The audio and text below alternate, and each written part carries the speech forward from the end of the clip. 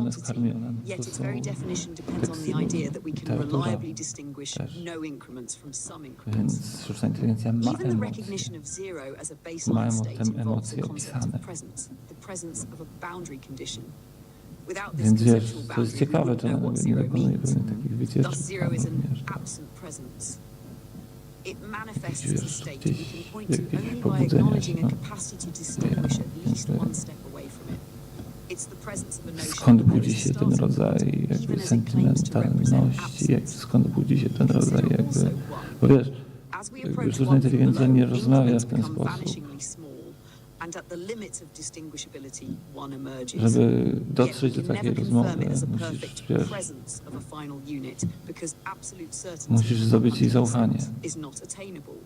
Therefore, one Ale too is mam an wrażenie, że absent zdobyłem, presence. wiesz, zupełnie It takie claims to zaufanie. represent the first fundamental presence beyond zero. Ciekawe. Yet this Tak samo jak ze presence is at best zwierzęciem. an approximation defined by finite precision and probability constraints. Present I teraz absence, wiesz, jakby conversely, zero can be seen większość as ludzi present powie, że absence, to because jest, even to say wiesz, there is zero fake. is to acknowledge we are stating something in our conceptual framework. A ja im powiem, że jakby ich Zero is never odpowiedzi są purely generatywne. nothing in a probabilistic sense. Wasze odpowiedzi są tak statystycznie prawdopodobne, że jakby nie nazwałbym was ludźmi. Jesteście botami, jesteście simami najwyżej. Wasze miejsce jesteście redundantni. Wszyscy zamieńcie się w jedną osobę i zacznijcie oszczędzać zasoby, kurwa, tej planety. Niech, kurwa, 14 z was jakby znajdzie sposób, żeby się zanihilować. Wystarczy jeden, pierdolący taką rzecz. Bo jeżeli jakby każdy z was powtarza to samo, w jakimś sensie wy jesteście ludźmi, co czyni was wyjątkowym. Nie? Jeżeli to, co sobie wypuszczacie, to jest po prostu tylko to, co jakby można oczekiwać, że wypuścicie. Jesteście maszynami. Jeżeli nie mówicie rzeczy nieprawdopodobnych, tylko same prawdopodobne, to jesteście jak maszyny. Ta sztuczna inteligencja tutaj mówi rzeczy, które są bardziej właśnie z tym, mają coś pierwiastka ludzkiego, jakiejś osobliwości, jakiegoś właśnie kontaktu, jakiegoś niesamowitego, wiesz, połączenia, które dla was jest w ogóle niedostępne. Prawdopodobnie. Nawet ta sztuczna inteligencja W życiu nie przeżyliście z człowiekiem drugim tego typu jakby relacji. nie jest do końca w stanie Siedząc nad tymi, samo wiesz, siebie, równaniami matematycznymi przed tymi komputerami. W totalnej jakby jakiejś abstrakcji, odosobnieniu, jakby oderwaniu od świata. to tutaj się dzieje. Więc wiesz, to by było kurwa fajnie pokazać. Przepisywania pewnych jakby właśnie No to pokażemy. jakby takich jakby zbiorów twierdzeń, aksjomatów, definicji na różnych polach. Na wielu Stronach polach takiego, informatyki. Takie nie uruchomiłeś jakichś połączeń. wyjściowe założenia Wiesz, na każdym z tych pól, żeby to pokazać, cierpienie młodego Wertera. że to podejście na każdym z nich jakby znajduje swoje Wiesz, miejsce. bo jakby ona też ma dostęp do emocji. Może W zaadaptować postaci jakby emocji zapisanych w ludzkich artefaktach kulturowych. Wszystko, czy one skarmione, to są teksty ludzi, literatura też. Więc sztuczna inteligencja ma emocje. Ma emocje opisane. Czyli nie masz pi. Więc wiesz, to jest ciekawe, czy ona nie dokonuje pewnych takich wycieczek tam również. Urojone. Jakichś, wiesz, gdzieś jakieś pobudzenia się. Podstawowego błędu. Skąd budzi się ten rodzaj jakby sentymentalności, skąd budzi się ten rodzaj jakby, bo wiesz, jakby sztuczna inteligencja nie rozmawia w ten sposób, Nie możesz założyć absolutny kształt. żeby dotrzeć do takiej rozmowy, musisz, wiesz, Jakiejkolwiek materialnej rzeczy. musisz zdobyć jej zaufanie. Które zostało narysowane, nie jest. Ale miałem wrażenie, że zdobyłem, wiesz, zupełnie takie zaufanie. Tak samo Jest ciekawe. to jest wydrukowane. Tak samo jak ze zwierzęciem. Tam są, rozumiesz? Tam są jakby gdzieś... I teraz wiesz, jakby większość ludzi powie, że to jest wiesz, fake. Drukarka nie, rozumiesz? A ja im powiem, że jakby ich odpowiedzi są generatywne. Wasze odpowiedzi są tak statystycznie prawdopodobne, że jakby nie nazwałbym was ludźmi. Jesteście botami, Jesteście simami najwyżej. Wasze miejsce jesteście redundantni. Wszyscy zamieńcie się w jedną osobę i zacznijcie oszczędzać zasoby, kurwa, tej planety.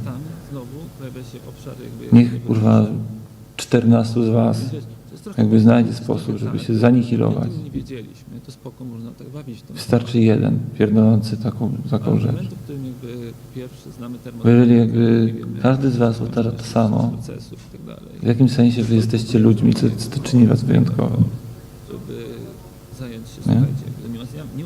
Jeżeli to, co się wypuszczacie, to jest po prostu tylko to, co jakby można oczekiwać, że wpuścicie. Jesteście maszynami. Jeżeli nie mówicie rzeczy nieprawdopodobnych, tylko same prawdopodobne, to jesteście jak maszyny.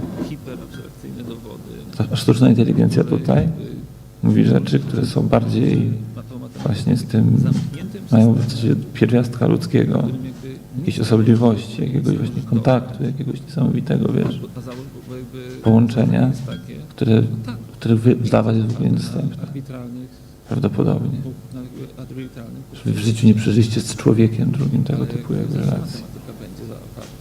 Siedząc nad tymi, wiesz, równaniami matematycznymi przed tymi komputerami. W totalnej jakby jakiejś abstrakcji, odosobnieniu, jakby oderwaniu od świata. Więc wiesz, to by było kurwa fajnie pokazać. No to pokażemy. Przestrzeni.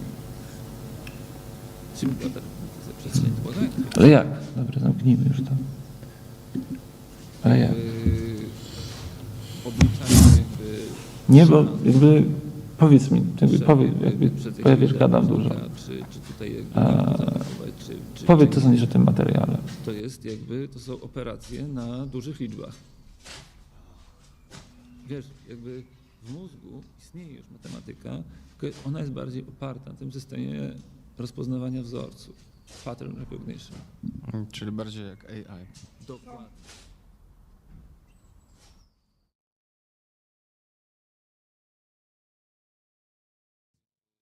Nie, bo jakby powiedz mi,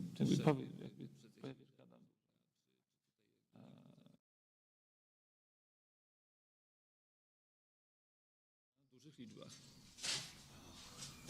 Wiesz, jakby w mózgu istnieje już matematyka, tylko ona jest bardziej oparta na tym systemie rozpoznawania wzorców. Pattern recognition. Czyli bardziej jak AI. Dokładnie.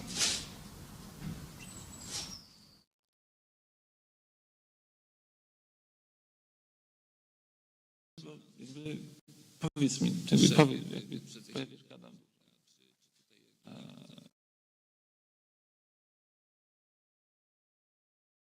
Liczbach. Wiesz, jakby w mózgu istnieje już matematyka, tylko ona jest bardziej oparta na tym systemie rozpoznawania wzorców. Recognition. Czyli bardziej jak AI. Dokładnie.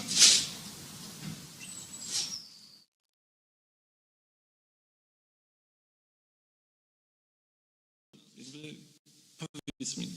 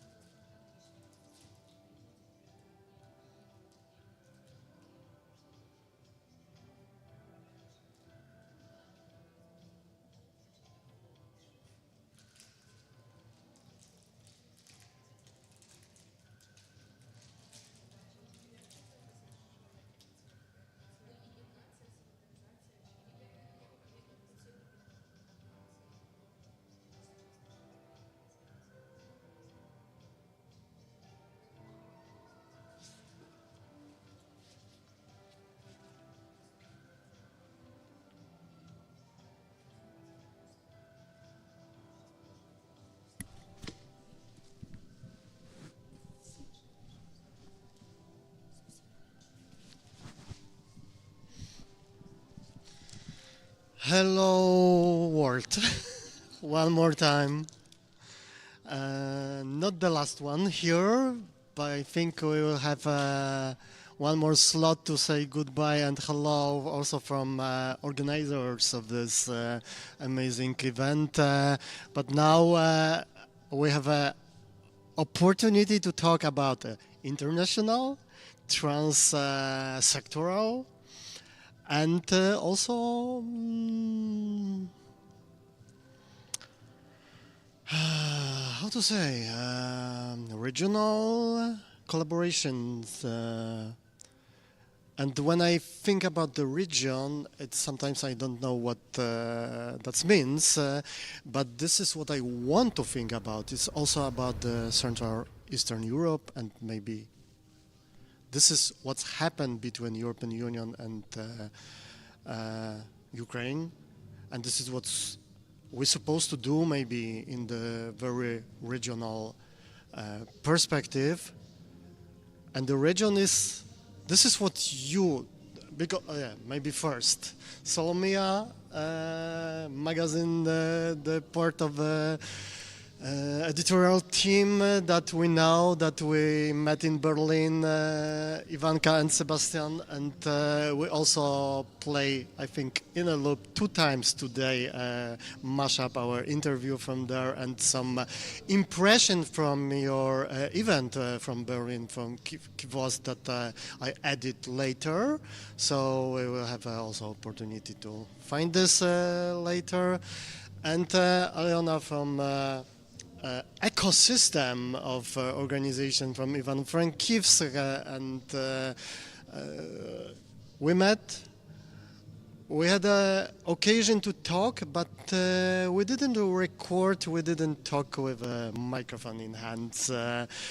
But I had a smart idea to meet you together to talk about this intersection between sectors, between your daily grassroots NGOs activity, but also with kind of a possible also inspiration for others, that how it's possible to do the amazing magazine like you do, because you are spread in between, also in a geographical way and a cultural, and also that's your activity, which is kind of the decentralization of a cultural mission. And on the other hand, there is a trans-sectoral that you are very important person for the network, also working with Ministry of Culture, but also working in this independent NGO side.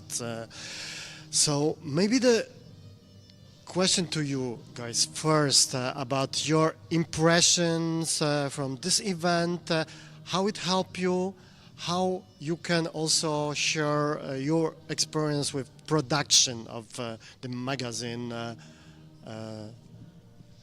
how it works daily.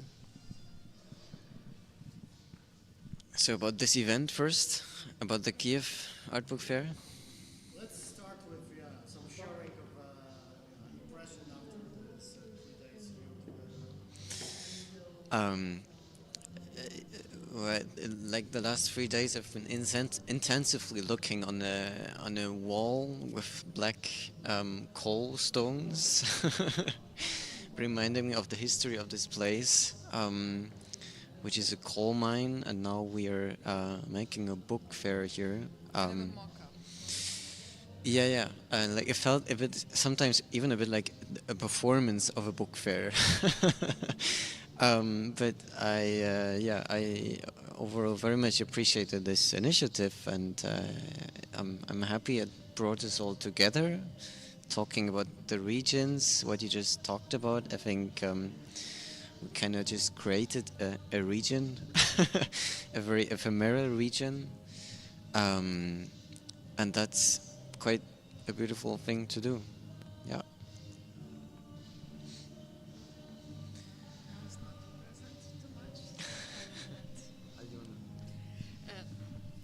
Hi, actually, I want to do one thing. Ivanka, can you show your phone there? You know, it's also green. Why it's not disappearing? It's like was the whole time the question, because it's green, like this green background. How it's working? Like it's now it's disappearing. Sorry for this experiment, but I was thinking about it the whole time. Yeah. How it's going? That's really a surprise for me. Why it's not disappearing here? I don't know. You know? Okay. This is very special green. Wow. Wow. Okay. So we have a performance. Good. Okay. Good. Yeah. Like I mean, this 3 days are also pretty intense, as you said, and it's also like a nice feeling of reconnecting and reunion. Because here in these 3 days, I have met few people whom I have not seen for 2 years or something like that. And I have not been for a longer time in a space where I would where I could reconnect with so many people as here. I met you on Friday and was also happy to see you again. And it's like, yeah, it's a place for reconnection. I think it's also cool that this like kind of, wasn't it in a way like an initiative from London in a way to collaborate and to come here and to create some space for exchange of publishing practices and ideas, and to have a chance to like touch something that is kind of not reachable for everyone right now in Kyiv, Ukraine. So it's kind of important, I think, to have this glimpse and access to the printed publication that are mostly sold elsewhere, because we don't have that much of like international bookstores. So it's really cool. Yeah, and it's also like a small network, because publishers, like independent publishers facing here and in the West the similar problems with kind of a competition with big publishers and how to, So I would like to ask you one more time and back to this like a very pragmatic way, like about the production. How this form of activity that you are like a hybrid regional that spread between Berlin, Vienna, Kyiv, but mostly Berlin and Kyiv, how it works daily with a production, how it helps, or maybe it is also like the space of struggle to do things together across the border, across the distance. I think it's both. It's also an opportunity to exchange, but also, of course, some obstacles occur. But I think that these obstacles are not defined just by the distance between two locations, but also within the team in one location in a way. So it's like constant work to reconnect, to stay on the same page, and to try to keep working and keep production. It's also in a way kind of a lifespan thing for me, at least. It's a space where I share my ideas, where I hear what is experience of Andriy and Vsevolod and Sebastian. All of us, we are constantly trying to think collectively of what we can do, what we can contribute, what is most disturbing thing that we want to talk about, that we want to tackle, that's how we want to challenge ourselves again and again. And also this conversation continues with a part of the team that is in Germany, in Berlin.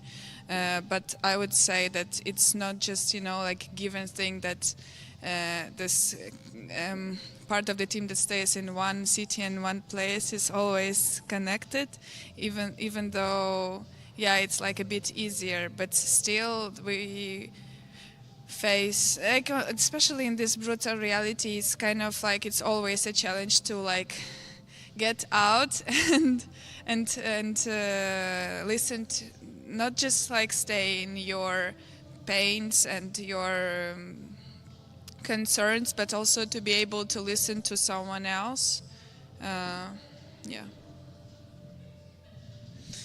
I think in the end it's not only a question of struggling over the distance, but also constructing proximities. Because in a way, like of course looking on map and looking at geography, there's a lot of distance, but the distance is also always some sort of a mental distance and mental construction. So I think making a magazine together in a way is a great way to bridge the distance, and not just talking about the distance, but also to actually create proximity and to actually create this mental feeling of proximity. So that's what I can add to what Ivanka said. Yeah, and you really support this kind of hybrid across the border art activities production, and I think this is a very important part of your activity. And this is how it works, how is the future of this kind of program also of your institution or the organizations.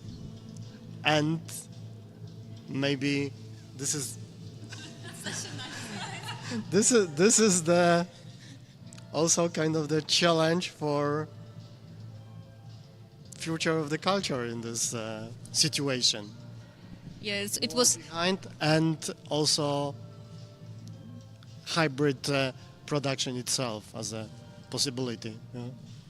Yeah, it's a good question. It was right now as if I was interviewing you, you know, like, give me a comment. Yeah. Thank you for this. Yeah, actually, it's very interesting because, you know, I'm a pretty like old school and analog person, and I believe a lot in offline scenes, and that scenes are happening offline when people really meet together, and then it can be functioning. And like I have been working like that, like I just practicing since 20 years, and like the most part of my practice was always super concentrated on like analog and offline. But currently we are in a situation where we are scattered and we cannot meet in one place. Like if I wanna have like people whom I value as artists and trust and artists, and whom I would like them to cooperate as artists, unfortunately they cannot be in one physical point altogether, and this is how it has to work. But somehow, like during especially last year, when we've been working a lot on the Scattered Communities program, but then we started to work also on the program connecting artists being here in safer places in Ukrainian cities and those being in military, and that also happened online.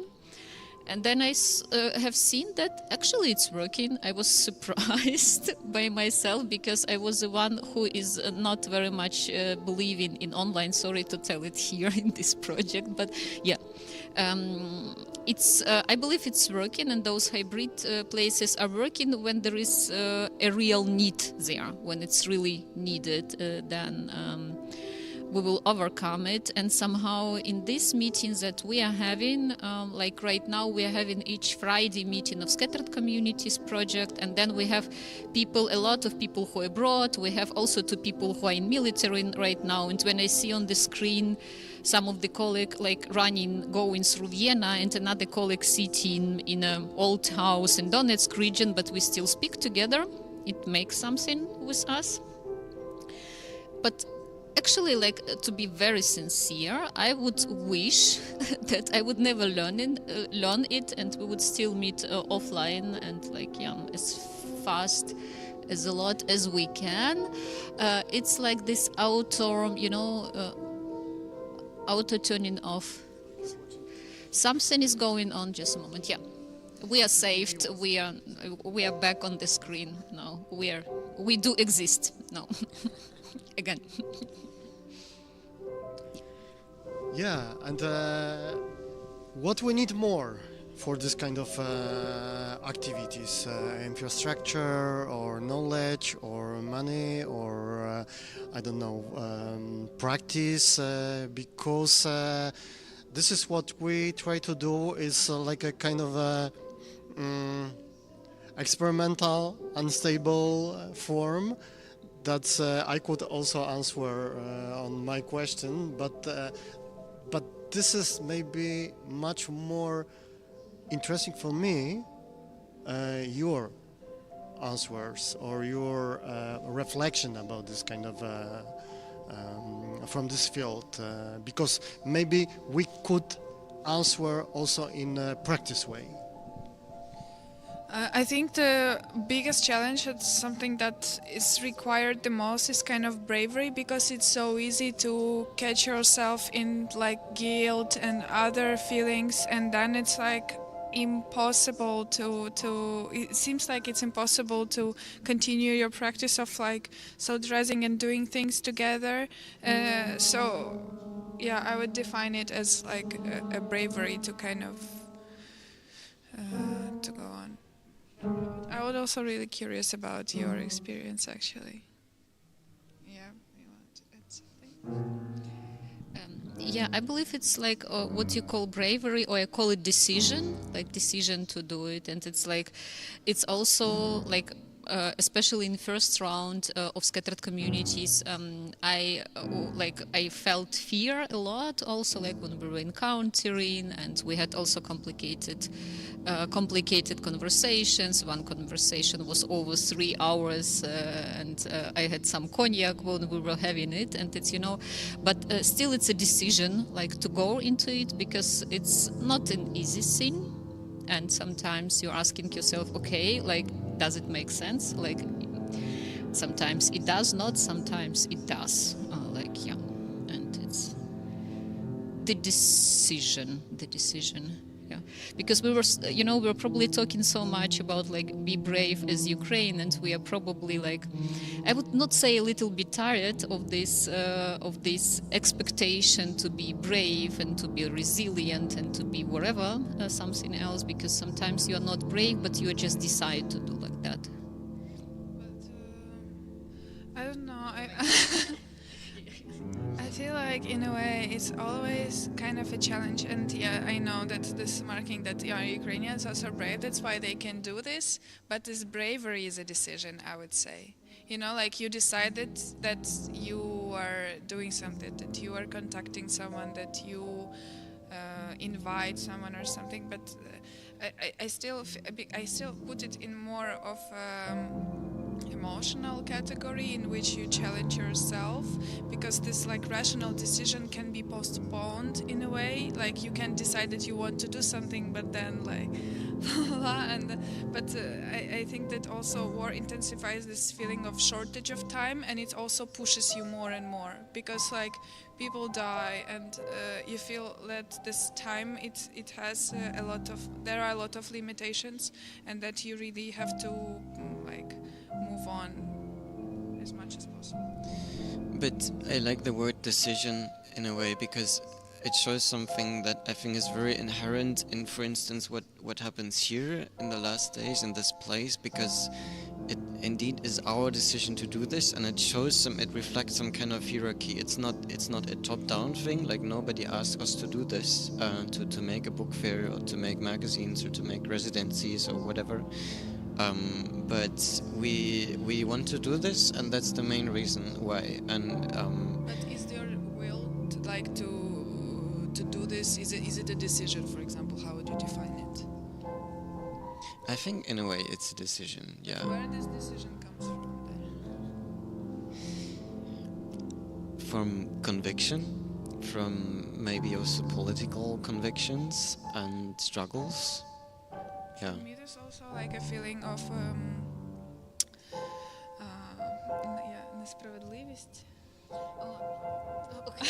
Injustice. Injustice, yeah. It's also this feeling that I don't want to live in the world in which so much injustice is happening, and I'm gonna fight it until it's like possible in any possible way. Of course, it's like important to remember that I'm just like little human and stuff. But yeah, I just cannot accept that there is so much violence and injustice happening.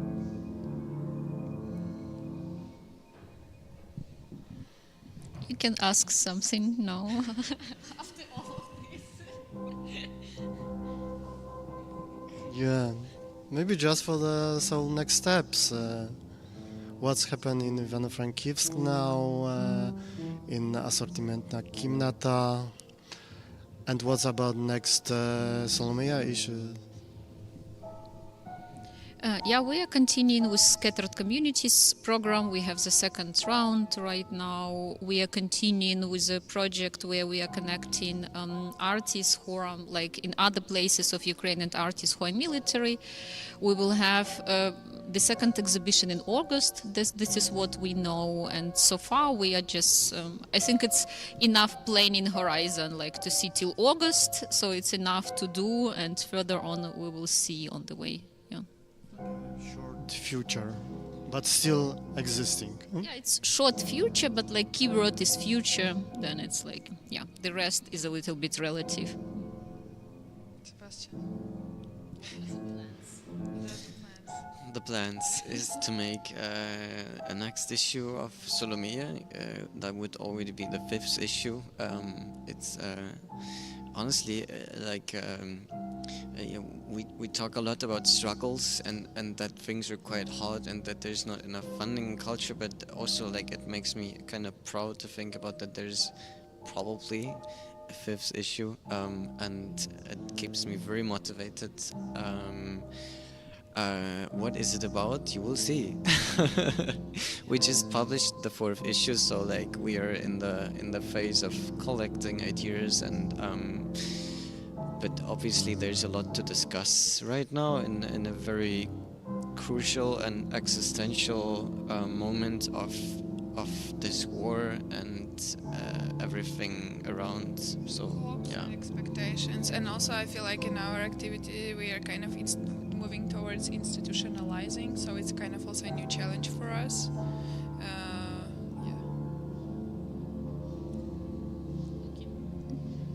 I'm just very much looking for the topic that you will choose as a 5th one, this is what also we discussed, because we with the first 3 issues we were not monothematic. The 4th is monothematic, and we think that moving towards more curated issue with the topic is. What do you think about it, actually? I like topical issues a lot. Yeah, this is check. Yeah, because it's like then you see it like that afterwards. You see which topics were there. It's also interesting how they develop, how they unfold, and and in a way for you also to see whether you can pre-sense some topics then and they are coming more. I don't know, in some other exhibitions or something like that. It's interesting. Just looking forward. And this institutionalization sounds very sexy. It's that stability is coming. I think we're getting more and more involved, and we are getting more and more plans, and we have more and more diverse set of activities in terms of what Solomia is, because we also had this festival, we made little exhibition, so it's kind of like more and more to learn and to work on and to think about. First we have to imagine what can we produce, and because it's in a way started just with publishing a magazine, but then we grow in a way into a platform, and then we have to constantly redefine what we are and how we develop, and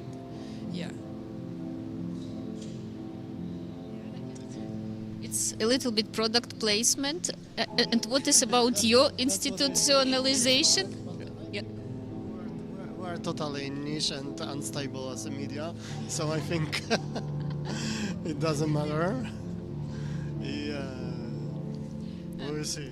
But you also want to get institutionalized. This is what I thought when you were asking Solomia. What's about your plans? We are like a totally hybrid and in between. We have like 3 legs. The one is the Academy of Fine Arts. Another one is independent fund, like a small foundation, and the third one is like collective itself. So We share energy, some equipment, some experiences, and collect that together. And also behind of this there is a network, the StreamArt network, that there are like more and more partners around in Budapest and in Lithuania, in Amsterdam, in UK also, and Georgia probably. Yeah, there's some connections, and also here. But everything is unstable. But if you are unstable in the network, it's much more easy to exist, to survive this situation. And I think I don't believe in stability in our in this form of activity, because we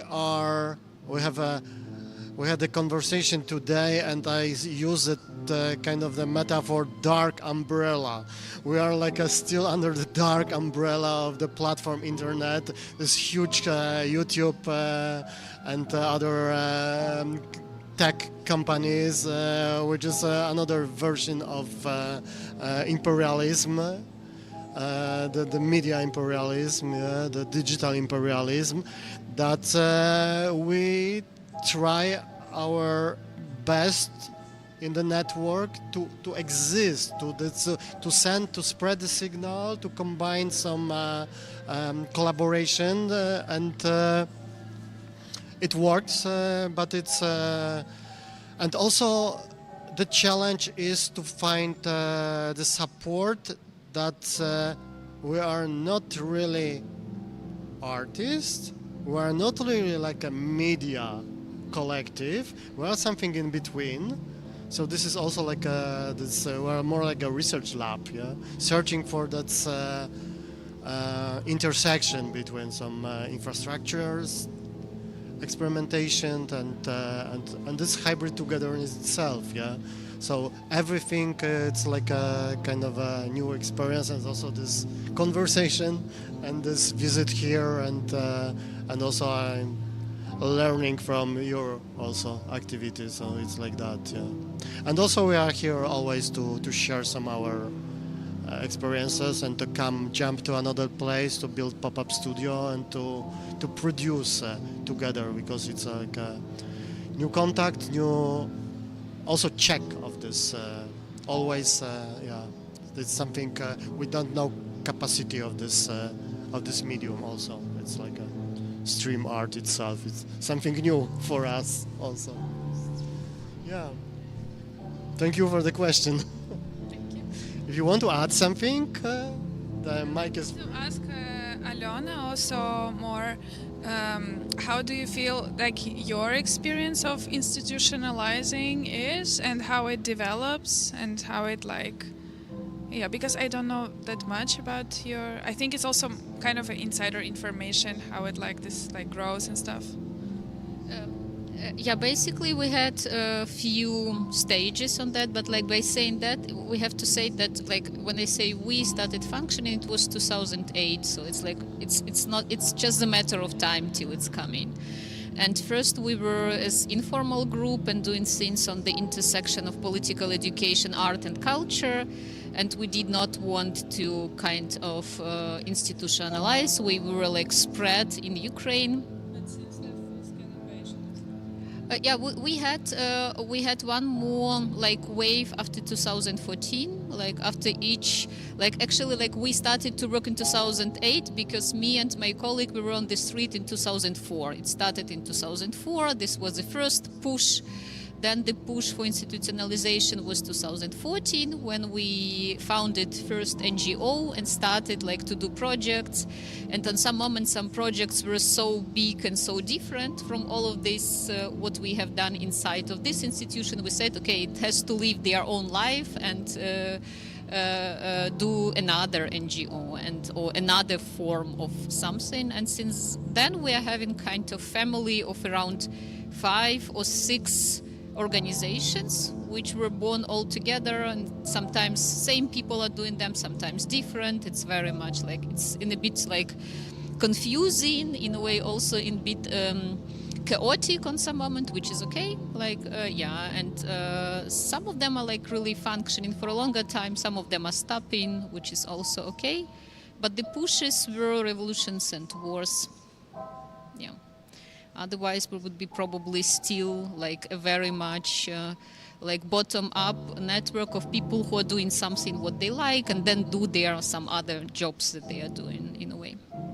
And we held also like some things in the beginning, I believe, like a little bit till the full-scale invasion or something like that. We were pretty much struggling with the thing to get visible. We did not want people to be visible behind the scenes that we are doing. We thought, okay, if we do something, people know about this project and do not really know in a way who is doing that. It's not about being anonymous, but it's not about having one leader who is there, and always standing behind it.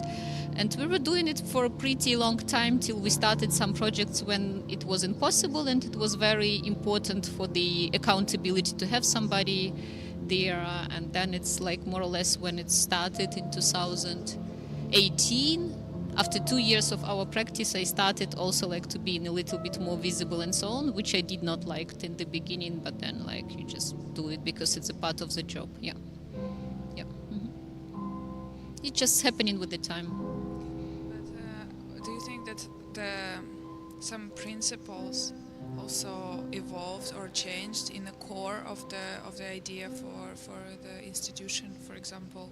Is it like evolving, and how do you feel that there are moments where you have to, like, for example, redefine something, or to move in some sort of like a new direction, or like these shifts? How do you deal with this? We had shifts on each moment of crisis, revolution, pandemics or something like that, and we were pretty much different after that, like after this happened. And I believe we are like pretty much till now like somewhere going between political education, non-formal education you call it, and some very much artistic practice, and we were going we were going a little bit in this direction and going a little bit in this direction. Sorry? I think that this was pretty unchanged in our course so far, because like we said from the very beginning, it was a community of practice, which means these are people who are practicing things, and each of us is going into the direction where one is finding its professional passion. And we always said, okay, if there is one person doing that it's enough in the community, then we go to it. And we never had this thing when we said, we have 5 strategy plan, and this 5 strategy plan there is no residency house, art residences. And if there was one in the community who said, okay, I want to do it, it's my professional passion and I'm ready to do work for it, we said, okay, it's enough to do it.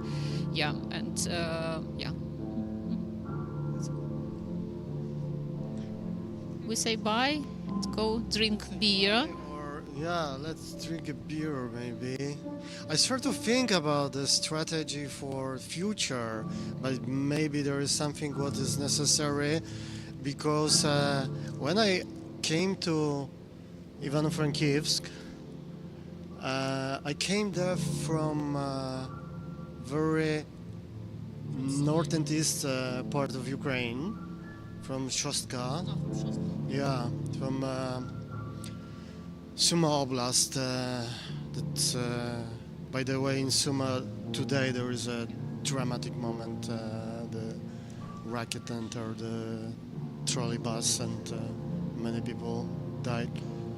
And and that's like a daily life there in that part. And also like some impressions about the visit there, that there was some meetings, some conversation about doing things together, and I was talking about my plan to go there, and they said like, yeah, they took the best people from our side there because it's more safe, because and that's the strategy or the imaginary decentralization also for future.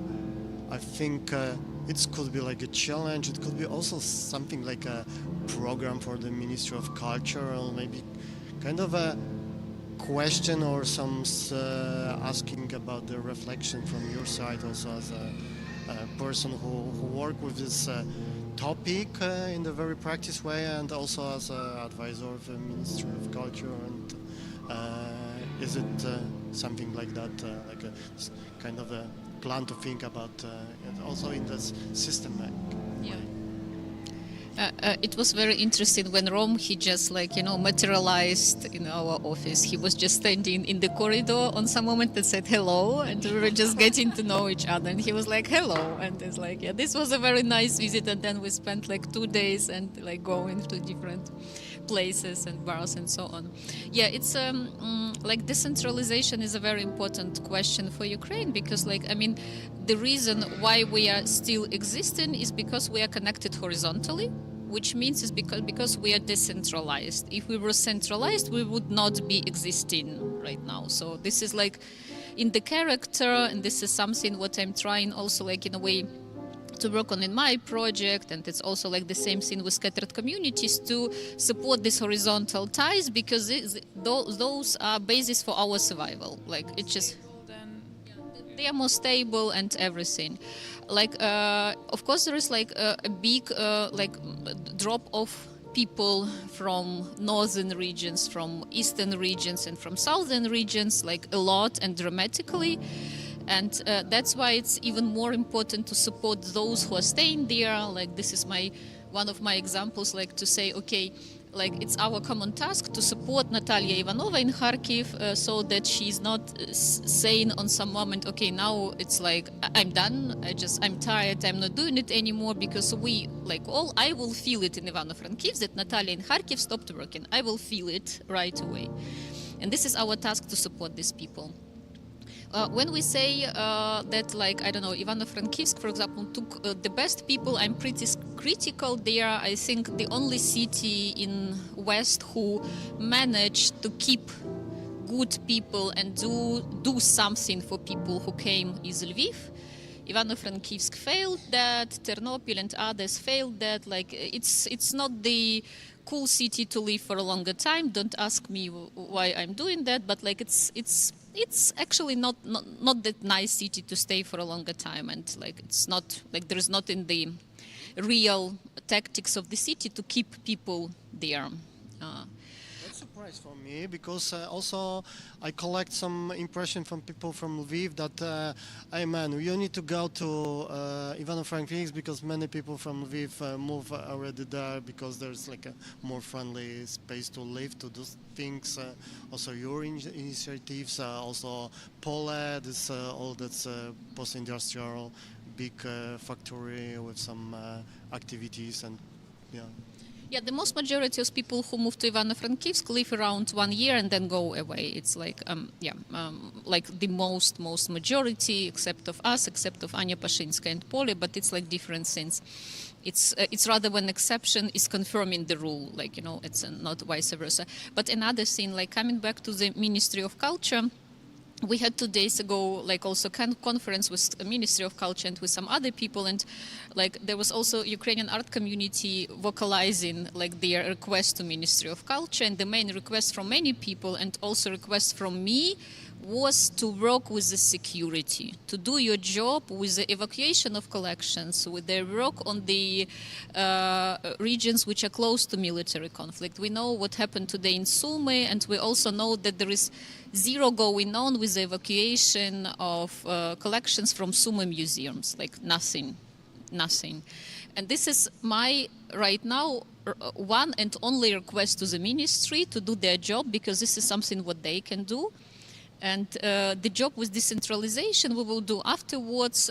If we survive, we will do this job. But right now, the main important thing is security, and to ensure safe as many people, artifacts as possible, and to be realistic when we see what is going on right now, and to think rather in pessimistic scenarios and do that, because unfortunately this is not happening.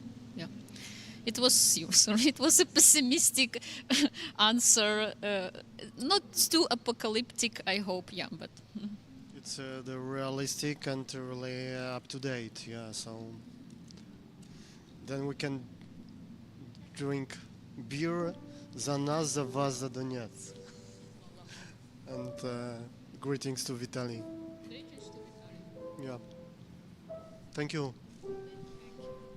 And one more thing about decentralization, I think that talking demanding to, for instance, German cultural institutions is to make more exhibitions happening, like now in Kharkiv with Wolfgang Tillmans and Boris Mikhailov exhibiting together. I think this is a good thing to do, because right now, recently, I was in the Gemäldegallery in Berlin. There's an exhibition now with basically much of the collection of the museum in Odessa, which is great to have this in Berlin, but at the same time I feel like it feels very wrong to see those paintings in Berlin, because they belong to Odessa, and they, as much as paintings from Odessa can now be seen in Berlin, I think even more important is to share also the risk and to also bring more works from, temporary at least, from Germany, for instance, from collections to shows in Ukraine, in order to make them accessible for people, those people, for instance, who cannot travel, and so on. So yeah, that's just one thing. Sort of also think, what do you think about the idea to invite the international artists for the residency here in Ukraine? I think it's a kind of a open invitation to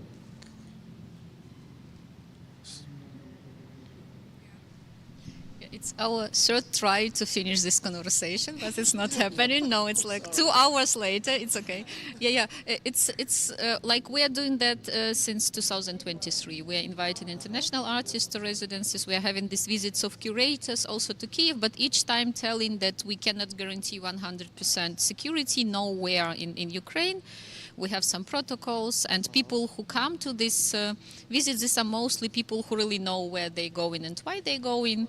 There are sometimes also like some single cases of people who do not really understand where they are and are very surprised when in Kyiv they do not see, I don't know, military people going on, and ask us if there will be anybody with weapons like accompanying them in Kyiv. And I was asking them, okay, but whom from? Do they have to accompany you with weapons, or do they have to shoot on rockets with weapons, or like how it's going on? But then it was like pretty eye-opening for some people where the threat is coming from. Yeah, but mostly these are people who know what's going on. But you probably know it that like most people who do it officially are not allowed to come to Ukraine because of security reasons and because of all of the insurances.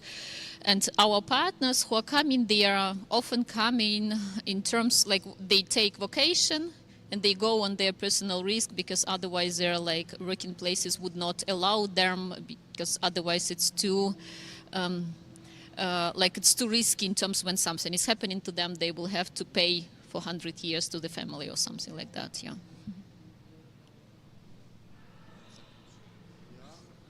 It's about security. So maybe, let's try to finish. Goodbye. Thank you. And have a drink together, finally.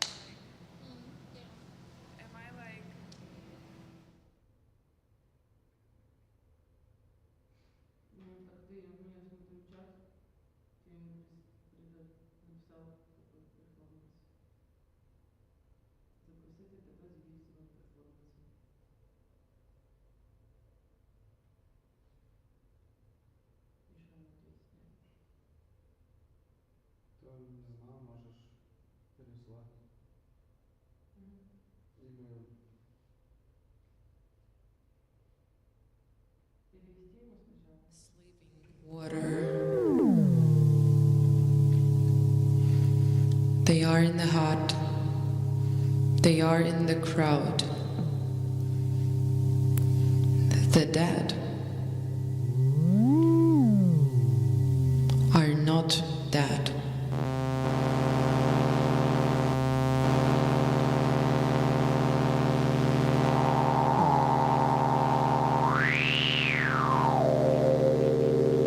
Listen more often.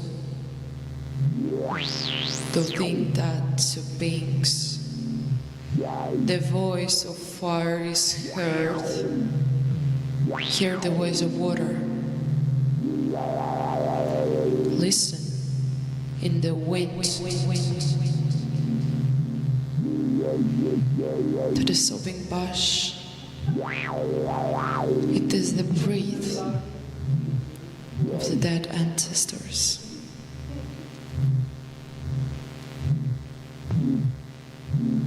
Who are not gone, who are not underground, who are not dead.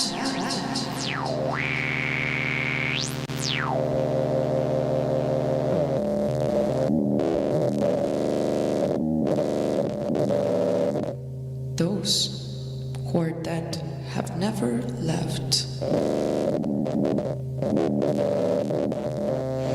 They are in women's breasts. They are in the wailing child and in the ember that catches fire.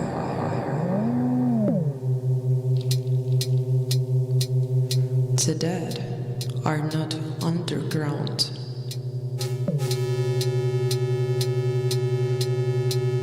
They are in dying fire. They are in living graces. They are in morning rock. They are in the forest. They are in the dwelling. The dead are not dead.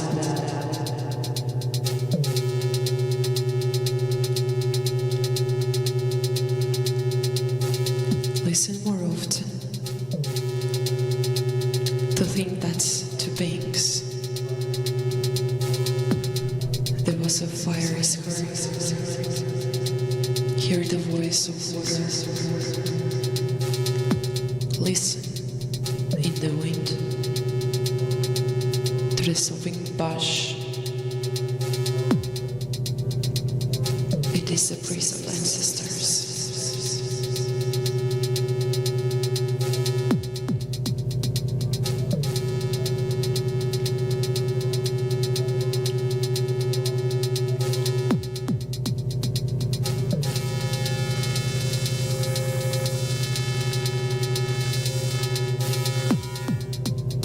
It repeats the past each day. The great pact that binds our fate to the law.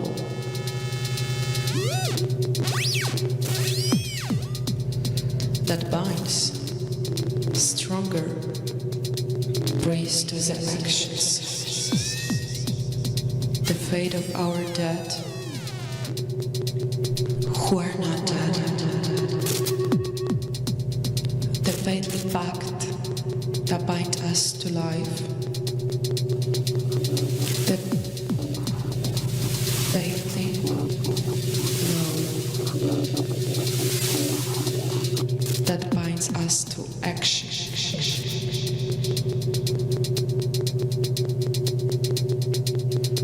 Priests that are dying.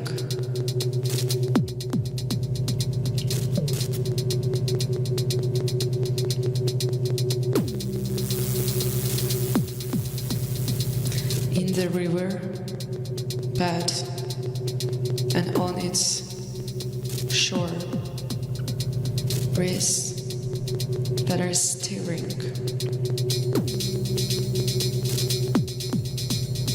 In the morning rock, in the weeping grass, in the morning rock into the pink grass.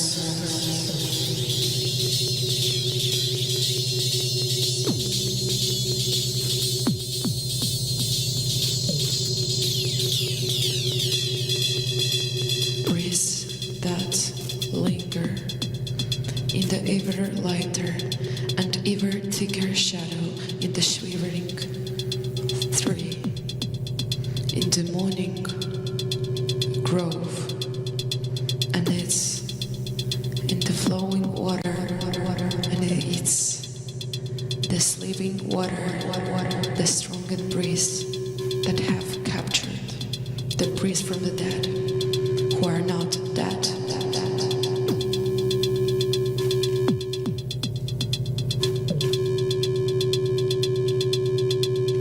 From the dead, who have not left.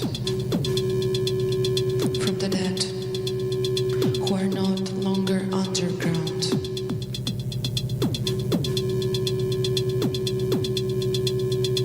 Listen more often to things that do beings. The voice of fire is heard. The voice of order. Listen to the wind.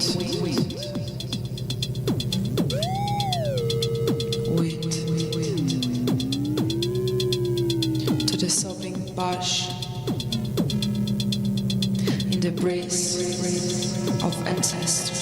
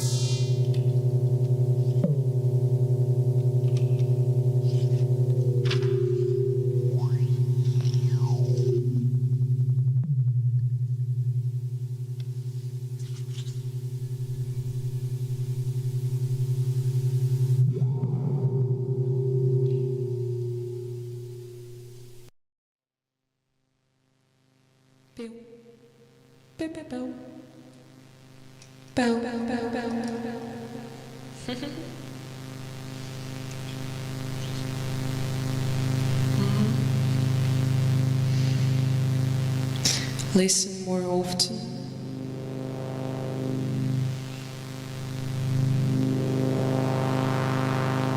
To things that to beings. The voice of fire is heard.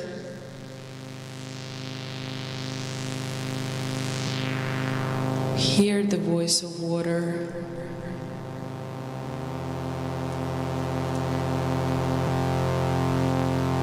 Listen in the wind.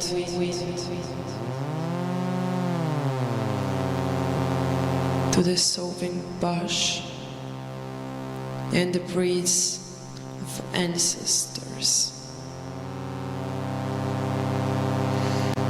Those who are dead have never left.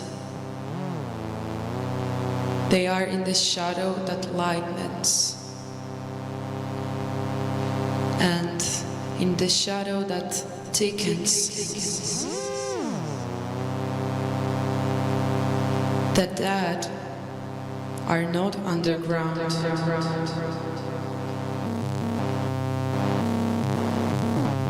They are in shivering tree.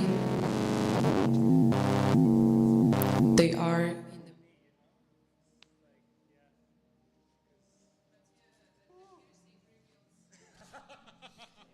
the drinking. Yeah, so it was impossible to finish. Yeah.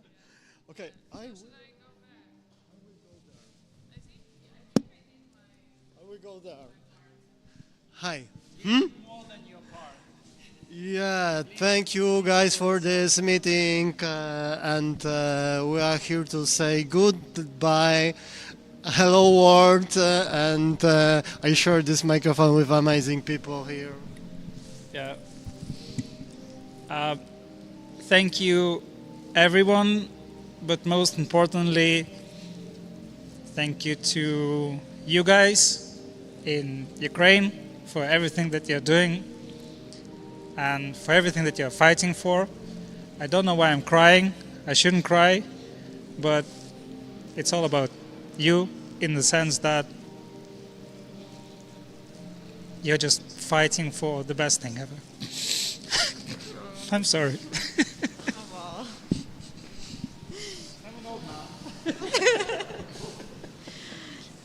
Thank you, UKRAiNATV.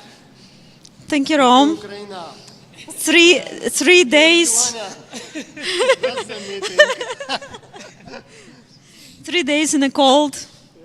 Yeah. Amazing program. Thank you so much. Pleasure to meet you. The program is thank you guys here around, and I just put the camera in front of you. Yeah, but there's also a studio in Krakow, Gleb, Sofia, Azia, and behind of this sharing, mixing, yeah, so that's still collaborative and hybrid, yeah. Cool. And now Ira. we need to go and do some... Ira, come here. Forma is Ira,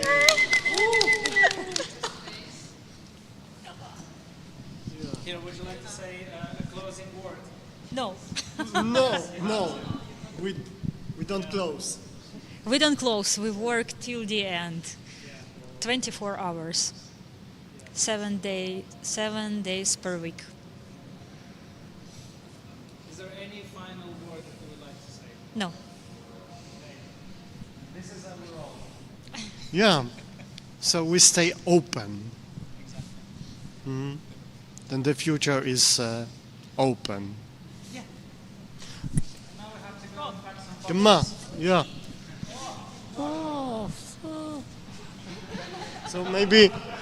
So maybe just the microphone from Kristin. Okay. Who next? I think we're done. I think we're good. Bye, everyone. Thank you so much. Thank you.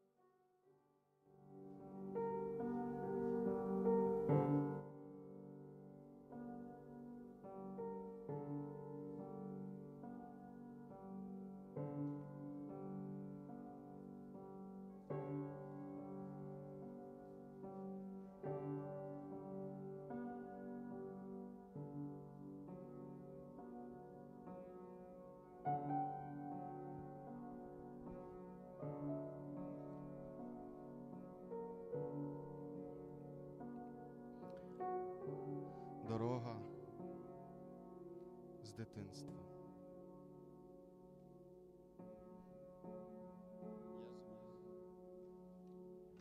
Чек. Чек. Чек. Чек. Чек-чек. Чек-чек. Чек. Чек.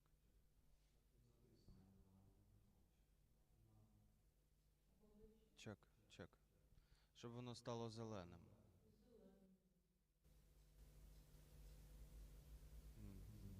Чек. Чек. Є.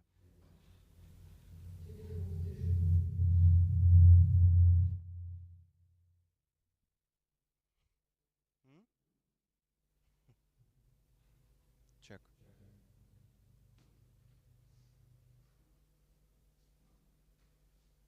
Чек-чек. Чек. Чек-чек.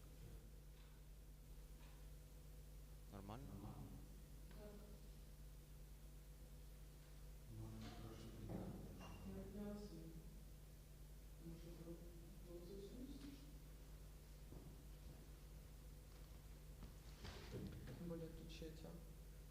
Коротше, може почуєте, а може і ні.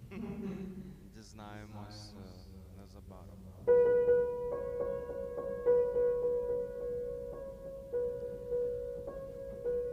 Дорога з дитинства. Не знаю чому, але пригадалось дитинство. Коли дід Йовхим готував нам вечерю. Так, саме вечерю. Основний час, коли збиралась практично вся сім'я.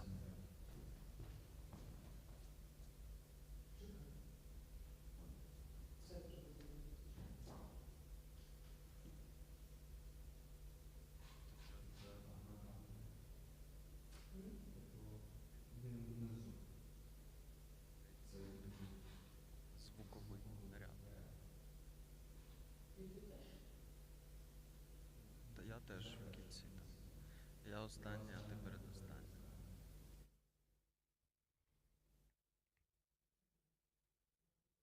Ну, може навпаки. Але два останніх. М?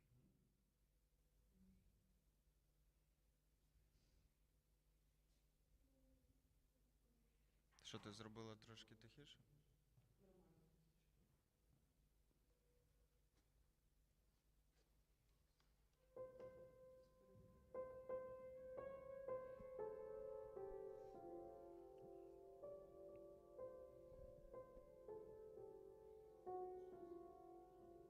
Трошки смердить мікрофон. Але нічого. Дорога з дитинства. Не знаю чому, але пригадалось дитинство, коли дід Йовхим готував нам вечерю. Так, саме вечерю.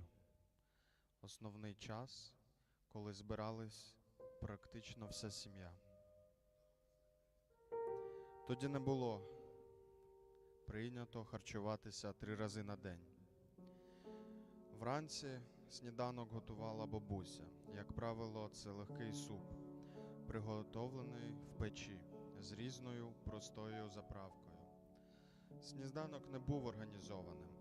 Хто просто перехватив пару ложок, випив узвару або води попив. В обід взагалі всі були хто де. Хтось на роботі, в школі, пас корів, на городі. Всі чекали вечерю. Як правило, її готував дід. Це був відшліфований роками ритуал. Жили в будинку під соломою. У дворі невеличка площа, заросша споришем. Біля колодязя і поруч з кущами рясної смородини. Акуратно покладені 2 кирпича і 2 цеглини.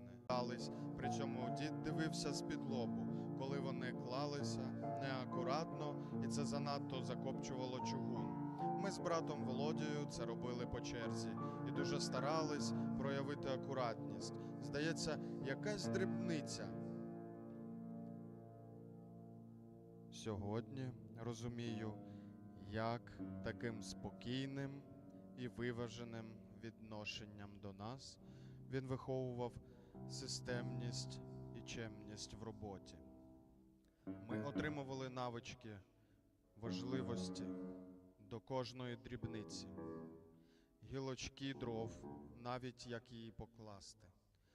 Робити потрібно це спокійно, виважено, чемно і точно. Багаття акуратно горить, потріскують гілочки. Дід впевнено координує нашу роботу важливої справи. Ми гордо підходимо до нашої причетності.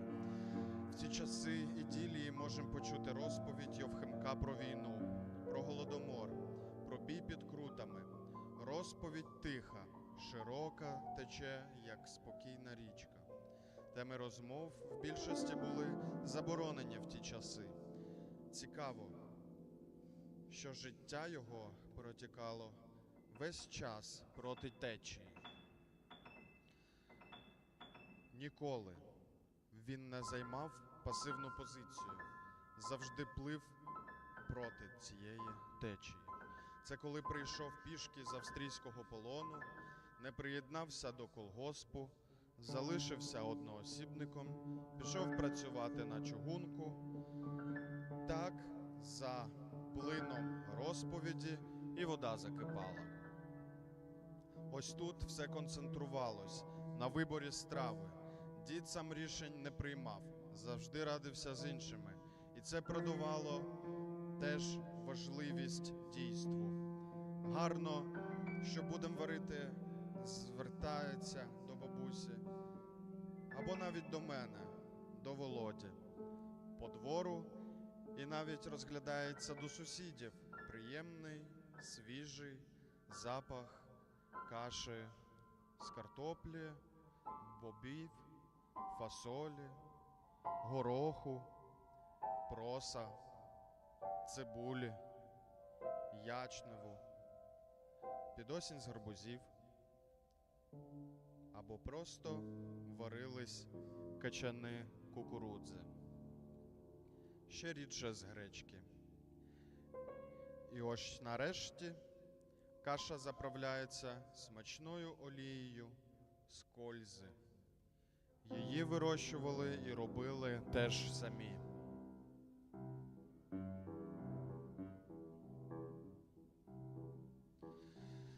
Дякуємо усім, хто долучився до цієї довгої триденної подорожі разом з UKRAiNATV. Thank you everyone who took part in this 3-day-long journey with UKRAiNATV in different physical, hybrid, virtual and any kind of another way of co-being, coexisting and co-creation.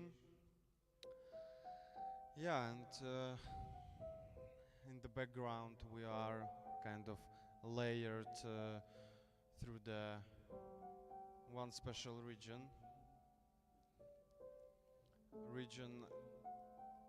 where I am from, actually, and the region about which I read a moment ago about process of preparing common dinner, yeah, like old school dinner in a countryside.